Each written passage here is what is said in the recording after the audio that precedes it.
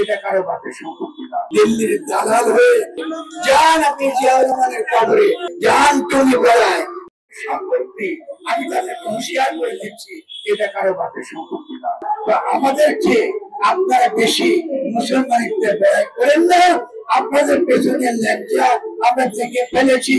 আপনারা অবশ্যই দিল্লির দালাল, দিল্লির এসব ভয়ঙ্কর সেসব দালাল তাদের ভাবতেছেন, এসবের উত্তর আপনাদেরকে ঠিকভাবে দেওয়া হবে সময় মতো।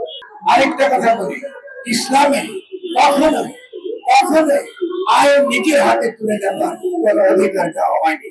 তবে আপনারা যারা এই মাজার ভাঙছেন, আপনাদের সঙ্গে যে ইসলামী কোনো সম্পর্ক নাই, এটা আমরা অত্যন্ত পরিষ্কার বুঝতে পারছি। আমরা মোটেও মনে করি না যে অনৈতিক কাজ করা দরকার, কিন্তু অনৈতিক কাজ এই শুধু মাজারে হয়, এই পুরো রাষ্ট্র, এখানকার যে ধনী শ্রেণী, এখানকার যে এলিট শ্রেণী, তারা প্রতিদিন তাদের হোটেলে, তাদের বিভিন্ন বাসভবনে অনৈতিক কাজ করে যাচ্ছে।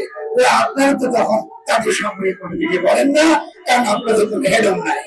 আপনি ভারত থেকে আসছেন, আমরা এখানে কিছু বলি না, দেখা যাবে ইন্ডিয়া থেকে আপনি এসে এখানে মাজার ভাঙতে আসছেন। দয়া করে আপনারা সাবধান হয়ে যান, এটা ঠিক নয়, এটা অন্যায়, এটা আমরা করবো না। গরিবের উপর অত্যাচার করবেন না। আপনারা দাবি করেছেন কবর সমান করে দিতে হবে, হাতুড়ি দিয়ে কবর আপনারা ভেঙেছেন, সেখান থেকে কঙ্কাল বের করেছেন। যান টুনি বেড়ায়, দেখে পারেন কিনা কবর সমান করে দিতে। যান আপনি জিয়াউর রহমানের কবরে, আমরা দেখবো কত বড় শক্তি আপনাদের আছে কবর সমান করে দেওয়া।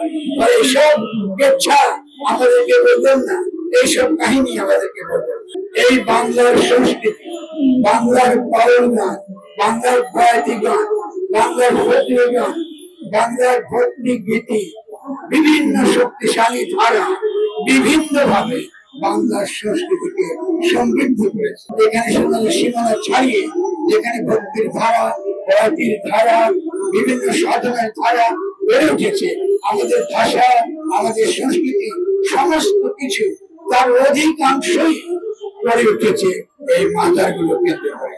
আপনারা যারা আমাদের হৃৎপিণ্ডে হাত দিয়েছেন, আপনাদেরকে সাবধান করে দিতে চাই, দিল্লির দালাল হয়ে বাঙালির একেবারে ক্ষতি করতে পারবেন না।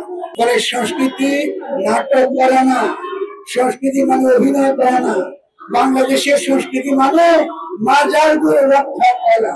আমি আশা করব আমার এই অত্যন্ত বিনীত দাবি অবিলম্বে গ্রহণ করবে শিল্পকলা একাডেমি, এবং অবিলম্বে একটা বৃহৎ মেলা আয়োজন করে এই সকল যারা মাজার ভেঙে এই সরকারকে ক্ষতিগ্রস্ত করছে তাদেরকে তারা উপযুক্ত জবাব দেবে।